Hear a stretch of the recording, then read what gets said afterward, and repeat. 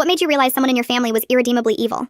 The second my baby girl popped out of my kitty cat, I was extremely scared of my husband, because it was obvious that he'd go to any lengths to protect her. Please don't go near Isadora, he said to one of the nurses that looked slightly unkempt.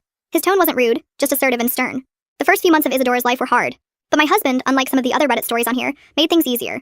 He cooked me anything I craved, in exactly the way I liked it.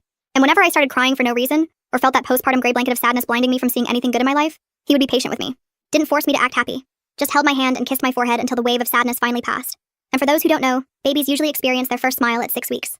But Isadora was so happy in the home we built that she smiled at just 4 weeks old. Her joy filled the entire house with so much happiness it was like you could feel it in your hands. Until she turned 4, me and my husband made sure to closely vet anyone who entered our home or came into contact with Isadora, family or otherwise. And on her 4th birthday, we allowed her to more freely socialize with others. After all, it was just a few months before her first day of school. So we figured it would also be good practice for the future. So we invited my sister, my brother-in-law, my mother-in-law, and all their kids. It ended up being around 15 people, and Isadora was practically being showered in gifts all day. We were at around the 5-hour mark when my back started to ache. I didn't want to ruin the mood, so I just put my hands on the small of my back and staggered over to the nearest wooden chair.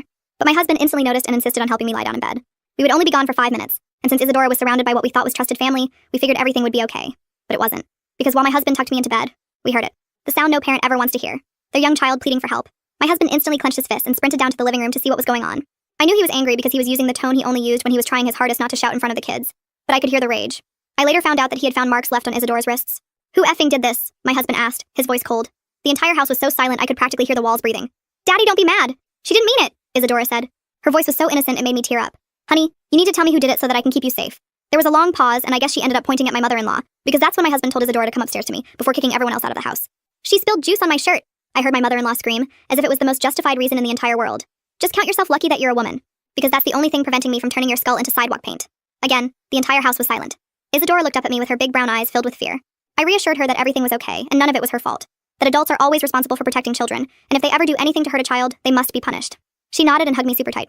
My mother-in-law was her first introduction to the world being unsafe, and in that moment I knew that I could never forgive her. And I guess my husband was thinking the same thing, because that's when he said the words, "You will never ever step within 5 miles of this house, and you will never know Isadora. Get the F out of my home." But, get out. My wonderful husband ruined any chance of her arguing with him, and soon I heard the front door slam shut. He then ran upstairs and we all sandwich cuddled for a while. I thought that was that. Spoiler alert, it very much wasn't. Because the next day, when Isadora came home from school, her face was completely swollen and red from crying. I called my husband to come, so we could tackle whatever was burdening her as a family. "I hate you," she yelled, while pointing at my husband.